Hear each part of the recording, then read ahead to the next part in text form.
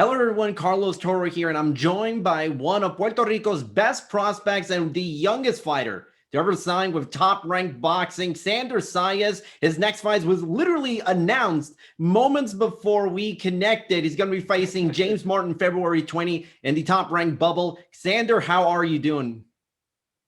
I'm doing great. Thank you for having me. Like you said, February 20th, I'm going to put on a show and get the victory.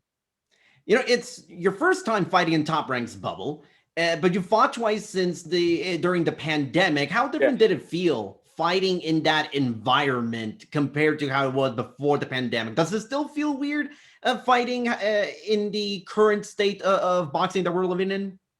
Well, the first time it was weird, walking out with no crowd, just the camera and your team behind you. So it was a little weird.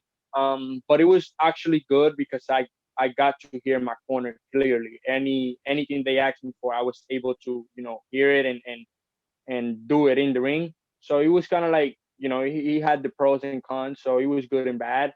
The second time around wasn't that bad because I was already used to it. I knew what to expect. So we got the job done both times, and now getting ready for the top rank bubble. Have you spoken to any fighters that have previously fought in the bubble? I know there have been quite a number of fights in the bubble. Have they sort of prepared you for what to expect when you get in there? Is if the food's any good in the Yeah. bubble? What to expect? Well, I've talked to Teofimo Lopez. He's been at the bubble before. One thing he told me, it's a little bit boring, not having anybody there. But overall, it was a good experience for him. He became the undisputed champion Yep, and with had a great Lomachenko. time. Yeah. You've had what I think can be considered, in your case, an extended training camp for months because your last Yes. fight was in October. But, talk to me. How has anything changed with this particular training camp? You've been training with a number of, world class boxers from Danny Jacobs to Adrien Broner to Robert Easter, Gervonta Davis. Has training camp this time around felt a little bit different, given it's been a few months, about 5 months since you last fought? Well, a lot of hard work. I could tell you that. A lot of hard work. They've been pushing me. They've been helping me to, get better. They've been giving me advices.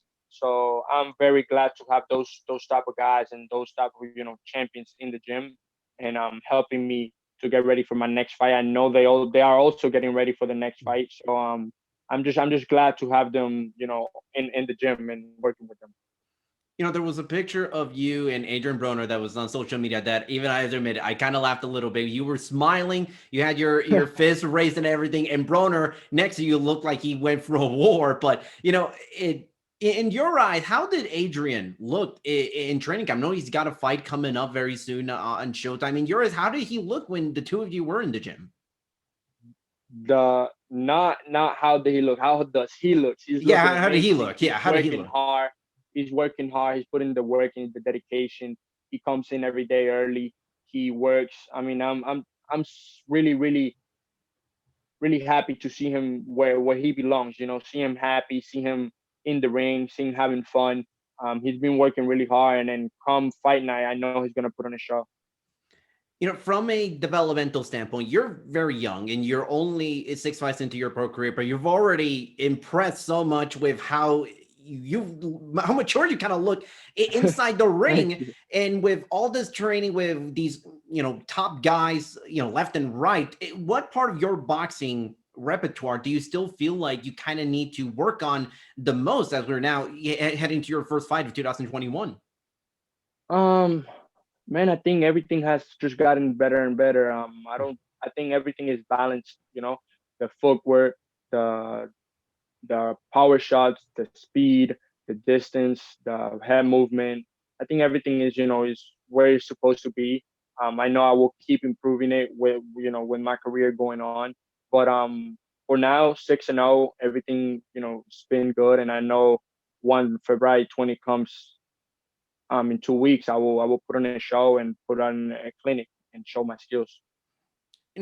One thing I remember reading up and watching past interviews that you've done, one thing that I really, really liked about your story growing up is that you grew up in Puerto Rico, you moved to Florida, and if I remember correctly, you didn't really know any English at all. whatsoever when you moved to the Nothing. United States. How difficult was that language barrier? Because I know at least when I grew up in Puerto Rico, I had the benefit of knowing both English and Spanish, but for a lot of people, that language barrier was pretty tough. And I Yeah. have to admit, your English is really, really good. But how tough was it, dealing with that language barrier? How much do you think going through that process kind of made you grow as a person? Well, at the beginning, I'm sorry. It's not. Oh, I'm sorry. We're doing. I'm so sorry. No Well, at the worries. beginning, it was just very difficult. Again, I didn't speak nothing. Mhm. Um, couldn't communicate at all. Always needed, my dad to help me at the gym. But in school, I was by myself.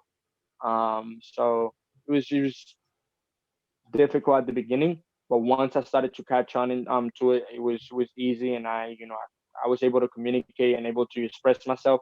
So it was hard at the beginning, Mhm. but 6 to 7 months after, it was really easy. I got it down. It's not often that guys, that fighters, even with who were great in the amateur, sign a pro contract at 16 years old. And there was a lot of fanfare when you first turned pro and with in your last fights. I mean, how difficult did you feel like there was a lot of pressure, more so than maybe the average amateur turning pro, because of how young you were, that maybe you needed to live up to a certain level of expectations because it's not often guys that young turn pro? So was there a part of you that kind of felt like that you really needed to impress everyone, on a bigger level, just starting out as a pro? No, at the end of the day, I have one job, and the job is always going to be the same. Go in there, execute the game plan, get the victory, get down, go back home to my family. So I didn't have any type of pressure that I needed to, show everybody who I was, or what I have, because at the end of the day, my skills are gonna talk for me. I work hard. I put the dedication in. I wake up every morning and tell myself that I want to be better than yesterday, and that's all I care about. That's the only pressure that I have, waking up every day and telling myself that I want to be better than yesterday. Other than that, I put the work in, and the dedication and the hard work shows in the ring. Between the media obligations that you do and now fighting as a pro and then all the travel you do for fighting and sparring with world class fighters, has it gone easier for you as a pro? Have you sort of been able to now fully acclimate yourself as a professional boxer instead of just someone making that transition? Yeah. Well, yeah, I think I know. Now I have more fun with interviews. Now I have more. I enjoy going to other gyms. I enjoy doing interviews. I enjoy traveling for fights. At the beginning, it was I was kind of nervous at the beginning. I didn't know how to speak to the media. I didn't know how to you know just little stuff that people don't see. But at the beginning, it was a little hard. But now I got used to it, and I'm more relaxed. Was it simply just doing it so many times and so you sort of gotten used to it, or was there something that you kind of did to sort of help you ease in a little bit into some of these types of things? Well, I think something that I told myself was, man, just do you, have fun, Mhm. speak with the heart, and everything is gonna come out good because you know how to communicate, you know how to speak. Just say it with the heart and have fun, and that's what I've been doing lately, and I think it's going really good. you know, it- Two things that you and I have in common. We're both fairly young, and we grew up idolizing Miguel Cotto, and we were both born in Puerto Rico. I was born in Mayagüez, so we're a ways away, if I remember correctly, where you were born. But I never get to talk to Puerto Rican boxing fans closer to my age, and as far as Miguel Cotto, he's one of our favorite fighters collectively. Yes, What were some of your favorite moments or memories or fights from Miguel Cotto's career? man. When he fought Mosley, when he fought Claudia, when he fought Margarito the second time. Oh, that was Um, awesome. uh, I mean, even the fight with Pacquiao, the heart that he showed, getting up every time, putting up a fight. Um, Even with Floyd too, the hard work. I mean, there's a lot of fights that I could recall from him, but those are like my favorites because he showed that he belonged in there with the best. Yeah, I mean, yeah, this is Sergio Martinez was maybe Yeah, my favorite round Sergio ever. Martinez. That first round. Were you disappointed? Like I was that he did not get inducted in this year's International Boxing Hall of Fame class because I was very surprised he didn't get in. I know it's a I tough I class, but was I was very surprised too, but I know soon enough he will get it because yeah. he's supposed to be, and he deserves to be in the Hall of Fame. Are you making that trip to Canastota, New York, if Cotto gets in next year and try to get to see that induction speech? Because I'm definitely gonna try and go. Man, I will definitely try to go. I mean, depending on how the pandemic is doing and how we're doing as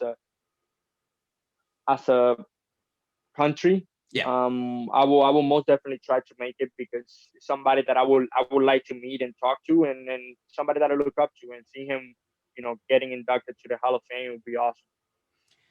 You've mentioned in the past that you would like to fight at Madison Square Garden. Cotto has made his Yes. mark there, and there are other Puerto Rican fighters like Edgar Berlanga who said they would love to kind of fight at the Garden as well, and even headline a show there. How much would it mean for you to sort of be able to follow in the footsteps of so many great Puerto Rican fighters and fight at Madison Square Garden one day, especially it would be a main event or a world title fight like so many in the past?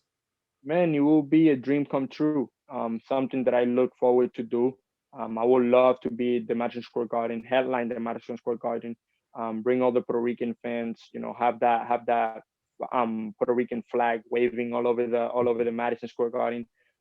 It's something that I'm looking forward to do, and that I'm working hard to make it happen. So yes, it's something that I dream of. As far as 2021 is concerned, obviously 2020 you were a very active fighter even during a pandemic year. Yeah. What is the next step in your career? Is it still to try and get that kind of activity going? How do you envision this year going, and how many fights would you like to have in 2021? Well, this year I have a couple goals. I would love to fight at least 6 times. End up the year fighting eight rounders. Step the opposition every single time that I fight. Mhm. And the last one is the most important one, and the one that I'm working hard for, being prospect of the year. I think Mhm. that will mean a lot, and I know I'm gonna get it because I'm going to work hard, and I'm going to dedicate myself to make that happen. Eh, Going back really quickly to your next fight against James Martin, he, I believe, has never been stopped. He's never been stopped in his Yeah. career, and it is a part of that process of you stepping up and keep fighting. In your eyes, how do you sort of look at this fight, and how do you see it going? Do you believe that this may be the toughest fight of your young career so far? Well, in paper, it is the hardest or the toughest fight of my career so far. But I've been working, like I said before. I've put the work in. I've put the hour in the gym. I trust my team. My team trusts me, and I know come February 20th, I'm gonna put on a show. I'm gonna show my skills, and I'm gonna let the public know that 2021 is going to be my year. Lastly, do you sort of have any message for anyone watching, for your fans, for all the Puerto Ricans out there that are going to be tuning in on February 20 on ESPN Plus? Well, February 20, like I said, it's gonna be a great night. Gonna put on a show, gonna showcase my talent. Make sure you don't miss it. It's gonna be again great night, and I can't wait to put on a show. Awesome. Xander, thank you so much for taking time to talk to me. Best Thank of you. luck on February 20. Hopefully, if there is another interview, we can do it entirely in Spanish. We got the Yes, English sir. one out of the way. We got no problem doing it in Spanish. Lo Yes, hacemos sir. en español sin problema. Muchas gracias. Gracias por tenerme. Súper agradecido, and thank you again, man. Thank you.